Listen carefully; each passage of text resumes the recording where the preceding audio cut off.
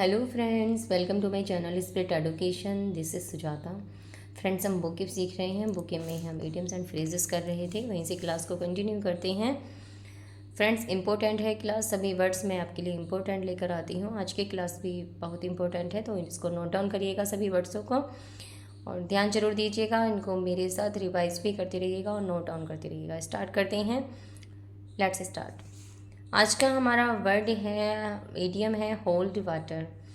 और हम अब काफ़ी इडियम हम कर चुके हैं, काफ़ी इडियम्स, और मैंने सभी इडियम्स आपके लिए इम्पोर्टेंट लिए हैं फ्रेंड्स। और आज की क्लास भी इम्पोर्टेंट है।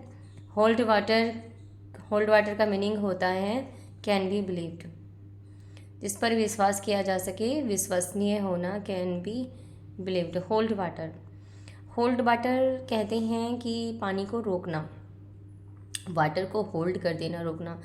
वाटर क्या कभी रुकता है? तो जब हम वाटर को रोकते हैं तो वाटर से हमने रिलेट किया कि वाटर एक ऐसी चीज़ है जिसको रोका नहीं जा सकता है, होल्ड नहीं किया जा सकता है, इसलिए हमने उसे रिलेट किया है कि कैन बी बिलीव्ड, विश्वसनीय होना, जिस पर विश्वास किया सके। To be able, can be believed, जिस पर विश्वास किया जा सके। होल्ड वाटर, कि पानी को रोकना, कैन बी बिलीव्ड, विश्वसनीय होना। Tell me another story, this one does not hold water. Tell me another story, कि मुझे कोई दूसरी स्टोरी बताइए। This one does not hold water, ये विश्वास के योग्य नहीं है, ये विश्वसनीय नहीं है। ओके फ्रेंड, तो आई होप आपको अच्छे से क्लियर हो गया होगा। होल्ड वाटर का मीनिंग होता है कैन बी बिलीव्ड, जिस पर विश्वास किया जा सके, विश्वसनीय होना। ईडियम है और सभी ईडियम इम्पोर्टेंट हैं। नेक्स्ट ईडियम है हेल्टर और स्केल्टर। इम्पोर्टेंट है, वेरी वेरी इंपॉर्टेंट, मार्क जरूर करिएगा। कई बार एग्जाम में पूछा गया है। हेल्टर स्केल्टर, स्पेलिंग के लिए भी देख लेना वर्ड को।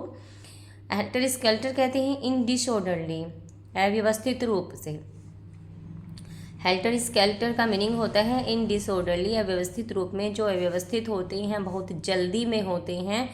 हेस्ट भी हम इसको कहते हैं, JST, हेस्ट, बहुत जल्दी में होना, helter skeletal. Okay friend, I hope आपको अच्छे से समझ में आ गया होगा। और नेक्स्ट ईडियम है हेड्स विल रोल। अच्छा ईडियम है, ध्यान दीजिएगा। हेड्स विल रोल का मीनिंग होता है dismissal will occur. Dismissal will occur, स्थगित होगा, या हम कहेंगे बर्खास्तगी होगी, या उसे टर्मिनेट किया जाएगा। हेड्स विल रोल का मीनिंग होता है सर घूमेगा, सर चकराएगा। ओके फ्रेंड, रोल का मतलब है कि घूमना, हेड्स रोल होना, कि सर घूमेगा, सर चकराएगा। डिसमिसल विल ओकर, जब कोई हम काम करते हैं तो हमारा सर घूम जाता है और हमसे कोई काम गलत हो जाता है, उसके लिए हमें पनिश किया जाता है, तो उसमें हमें क्या होती है, हमें निकाल दिया जाता है नौकरी से, हमारी बर्खास्तगी हो जाती है, हमें टर्मिनेट कर दिया जाता है। तो जैसे आप ये भी कह सकते हैं कि इफ़ यू से that heads will roll as a result of something bad that has happened, जो आप कर चुके हो। ओके फ्रेंड, कि if you say that heads will roll as a result of something bad, जो आप कुछ बुरा कर चुके हो, दैट हैज़ हैपन्ड, जो आपके साथ घटित हो चुका है, उसके लिए आपको you will be punished for it, उसके लिए आपको पनिश किया जाएगा। तो अब जो, आई होप आपको अच्छे से क्लियर हो गया होगा। मैंने जैसे आपको एक्सप्लेन किया कि you will be punished for it, आपको उसके लिए पनिश किया जाएगा जो आप गलत कर चुके हो, तो उसके लिए आता है हेड्स विल रोल, कि आपको निरस्त कर दिया जाएगा, टर्मिनेट कर दिया जाएगा, बर्खास्त कर दिया जाएगा, आपको निकाल दिया जाएगा जॉब से, जब, या फिर आपको कोई बहुत कड़ी पनिशमेंट दी जाएगी। ओके फ्रेंड, तो हेड्स विल रोल, इससे आपके क्या होगा, सर चकराएगा, आप इससे हिंट लगा सकते हैं। और अच्छे से आपको याद हो गया होगा कि हेड्स विल रोल, बर्खास्तगी होगी, आपको निरस्त कर दिया जाएगा। निरस्त करना, बर्खास्त कर देना, उसके लिए वर्ड आता है हेड्स विल रोल। और नेक्स्ट हमारा इडियम है have the last loaf. Have the last loaf का मीनिंग होता है अंत में हंसना, लास्ट बार हंसना, कि लास्ट में हंसने का मीनिंग हुआ कि टू बी विक्टोरियस, अंततः जीत प्राप्त करना। जब हमारी जीत होती है तभी तो हम हंसते हैं, कि टू बी विक्टोरियस, अंततः जीत जाना। जब हमारी जीत हो जाती है हम बहुत ज़्यादा हंसी से प्रफुल्लित हो जाते हैं। To be victorious in an argument, जब कोई आपकी बहस में जीत जाती है। आपका ये किससे रिलेट किया है, आर्ग्यूमेंट से, टू बी विक्टोरियस, जीत जाना, टू इन एन आर्ग्यूमेंट, किसी आर्ग्यूमेंट में जीत जाना, किसी बहस में जीत जाना। They had a long argument but Vinay had the last love, they had a long argument but Vinay had the last love, कि वो उन्हीं में क्या हुई, बहुत लंबी बहस हुई, बट लेकिन विनय हैड द लास्ट लव, अंत में विनय की जीत हुई। उनके बीच में बहुत आर्ग्यूमेंट, बहुत लंबी बहस हुई, लेकिन विनय की क्या हुई, लास्ट में अंततः जीत हुई। ओके फ्रेंड, तो आई होप आपको अच्छे से क्लियर हो गया होगा। हैव द लास्ट लव, अंततः जीत जाना इडियम आता है और इम्पोर्टेंट है। नेक्स्ट इडियम है हमारा hold a candle. Hold a candle का मीनिंग होता है कैंडल को होल्ड करना है, कैंडल को पकड़ना, मीन्स इक्वल टू, इक्वल रखना, बराबर रखना। Hold a candle equal to, बराबर रखना। और नेक्स्ट है heart in one's mouth. Heart in one's mouth का मीनिंग होता है नर्वस होना।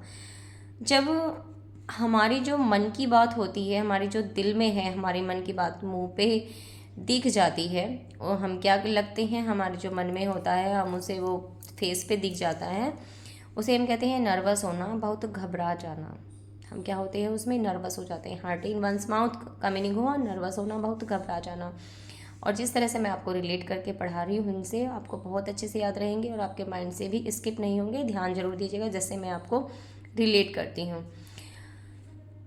नेक्स्ट है हार्ड प्रेस्ड। हार्ड प्रेस्ड का मीनिंग होता है कठिनाई में जीना। हार्ड प्रेस्ड, जब हम हार्ड प्रेस्ड होते हैं, इन डिफ़िकल्टीज, कठिनाई में जीना।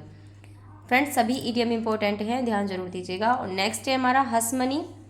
हस money very very important, this is idiom, आप इनको मार्क करिएगा, इंपॉर्टेंट है, इसको नोट डाउन कर लीजिएगा।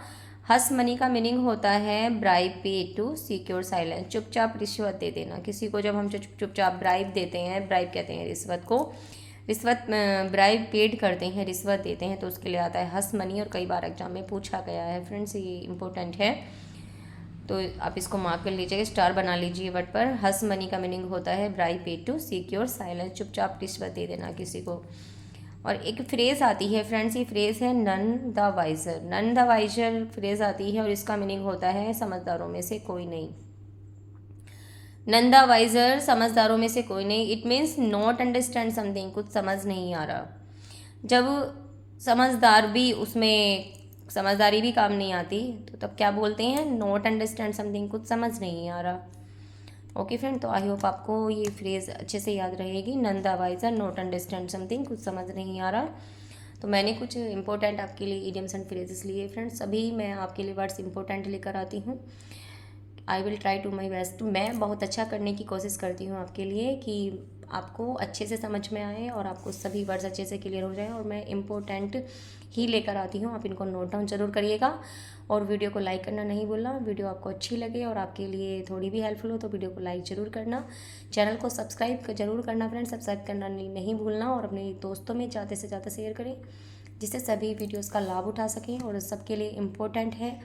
वोकेब तो मोस्टली ग्रामर में एक मेन रोल प्ले करती है, और ये मोस्टली सबके लिए ही इम्पोर्टेंट है। मैंने ऐसा नहीं है कि किसी एक एग्ज़ाम के लिए है, ऑल एग्ज़ाम के लिए इम्पोर्टेंट है। तो इनको नोट डाउन करिएगा और रिवाइज भी करते रहिएगा फ्रेंड्स। नेक्स्ट वीडियो में मिलते हैं, खुश रहें, मस्त रहें, और ऐसे ही आगे बढ़ते रहें फ्रेंड्स। और thanks for watching, take care, bye bye.